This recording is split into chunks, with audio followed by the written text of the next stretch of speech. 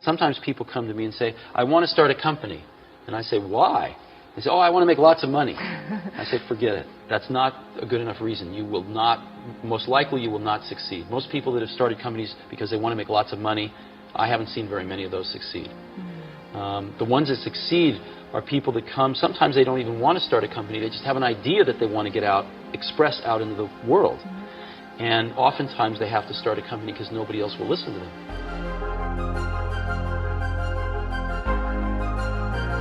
The most important thing, though, I think, is that if you're going to start something new, you have to feel passionate about it, because it's really hard.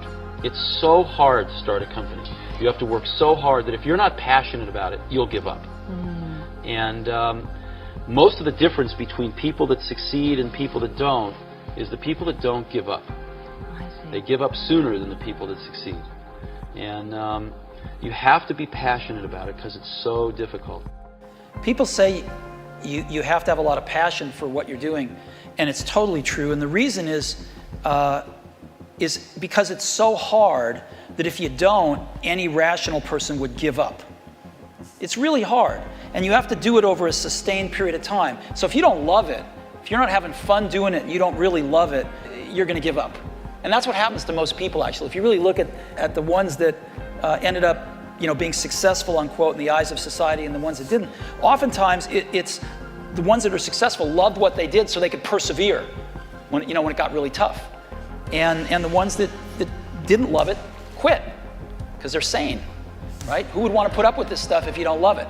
So it's a lot of hard work, and it's a lot of worrying constantly. And if you don't love it, you're going to fail. So you got to love it, you got to have passion.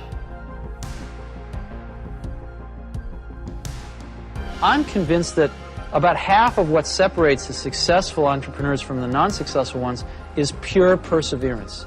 It is so hard. You pour so much of your life into this thing. There are such rough moments in time that most people give up.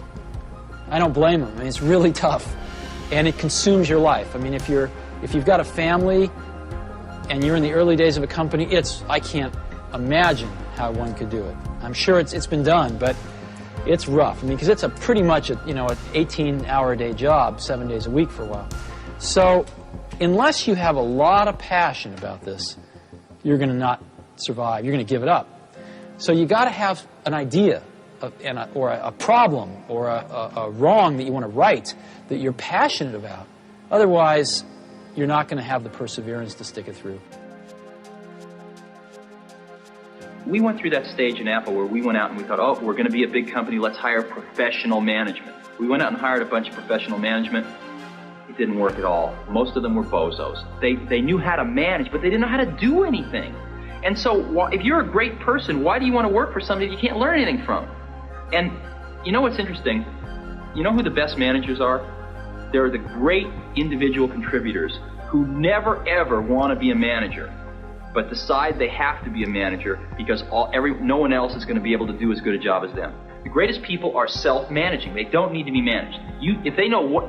Once they know what to do, they'll go figure out how to do it, and they don't need to be managed at all. What they need is a common vision, and that's what leadership is. What leadership is having a vision, being able to articulate that so the people around you can understand it, and getting a consensus on a common vision. We wanted people that were insanely great at what they did, but we're not necessarily those seasoned professionals, but who had at the tips of their fingers and in their passion the latest understanding of where technology was and what we could do with that technology, and who wanted to bring that to lots of people. So the neatest thing that happens is when you get a core group of 10 great people, it becomes self-policing as to who they let into that group. So I consider the most important job of someone like myself is recruiting.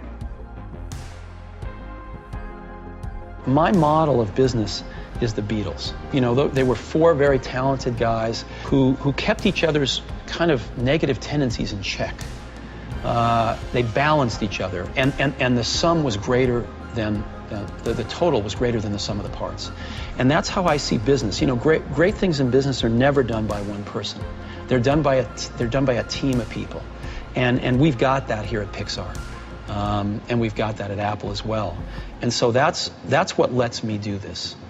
Well, you know, with the Beatles, when they were together, they did truly brilliant, innovative work. And when they split up, they did good work, but it was never the same. And I see business that way too. It's really always a team. You have to have an extraordinary team because these are you're trying to climb a mountain with a whole party of people. A lot of stuff to bring up the mountain. So one person can't do it. Everybody working at a company wants to do something great. Mm-hmm. They want to be excited about what they're working on. Mm-hmm. And they want to be recognized for it if they do a really great job. So we just try to allow people to do the best work of their lives.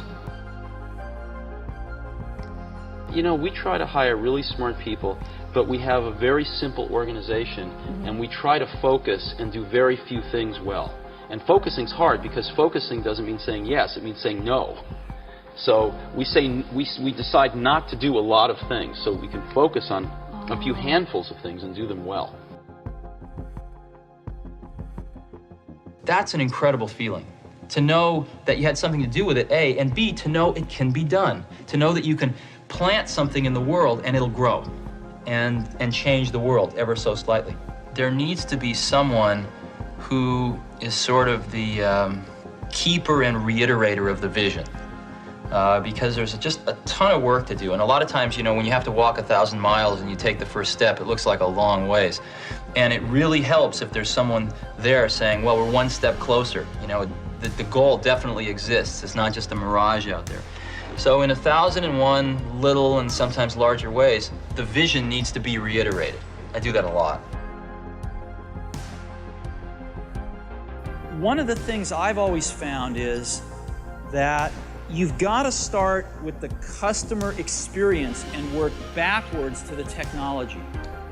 You can't start with the technology and try to figure out where you're going to try to sell it. And as we have tried to come up with a strategy and a vision for Apple, it started with what incredible benefits can we give to the customer? Where can we take the customer?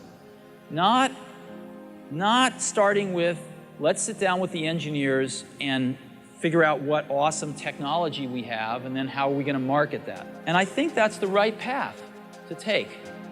I remember with the laser writer, we built the world's first small laser printers, you know, and there was awesome technology in that box. We had the first Canon cheap laser printing engine in the world, in the United States here at Apple.